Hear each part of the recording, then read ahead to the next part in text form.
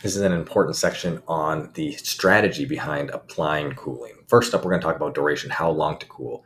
If pre-cooling, 10 to 20 minutes is typical. That's going to depend largely on temperature for cold water immersion or cooling vest. Shorter exposures may help with skin, but may fail to reduce core temperature meaningfully. It's also going to depend on what is the impending activity, in what environment, and what demands are required to pre-cool. Per cooling, this is a lot easier to manage. This is typically 30 seconds to 2 minutes in between sets, drills, bouts, activity in those programmed, predetermined rest periods, those breaks, those transitions. Quick little cooling. Every chance you get, take that opportunity to dump off excess heat. Very quick, even those short little bouts, they add up and accumulate as you're doing them in between sets over the course of a workout. Post cooling, 10 to 15 minutes is probably enough unless you are looking at extreme heat stress. Even just 5 to 10 minutes, as your natural thermoregulatory cooling mechanisms will start to kick in and be quite sufficient after 10 15 minutes on their own. How often to cool? We're just going to skip to the bottom bullet point here. Rule of thumb is the greater the load, the thermal load, the more frequent and aggressive cooling must be. So really, the more you can cool, the better.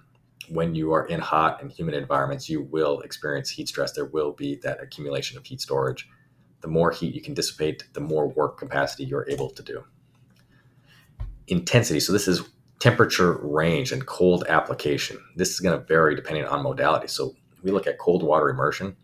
You can really get sufficient cooling in that 50 to 59 Fahrenheit range, that 10 to 15 Celsius. A lot of people do like to go cold, real cold, close to that ice and get real low. And that is fine. There are some vasoconstriction and discomfort that you will feel. As far as total heat loss, you're going to have major heat loss at that point. So that's probably going to be preference in a lot of different ways. Ice towel, because it is an ice towel, you're going to have it nice and cold.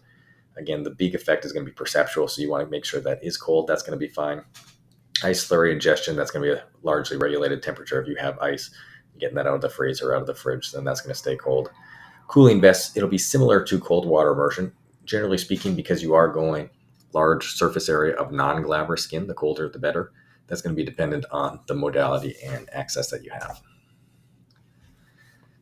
As far as strategy being optimized, stacking modalities is a great way to go about it. So if you can incorporate misting and a fan, then you get the benefits of both pre-cooling and per-cooling for endurance capacity, ice slurry and vest.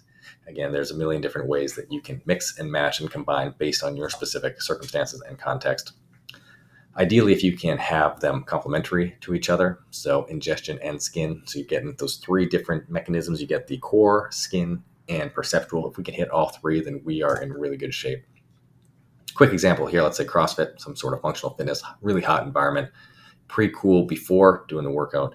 During those breath breaks, how can we incorporate some sort of cooling during, and then recovery after to get back to baseline and make sure that we are healthy and avoiding hyperthermia. Same type of thing can be applied to football practice. Ice towels during a warm-up, walkthrough, staying cool while you're out there. Mid-practice, pre-programmed rest breaks, water breaks, shade, get some misting, get some fans, and then post-practice, bring your body back down to baseline.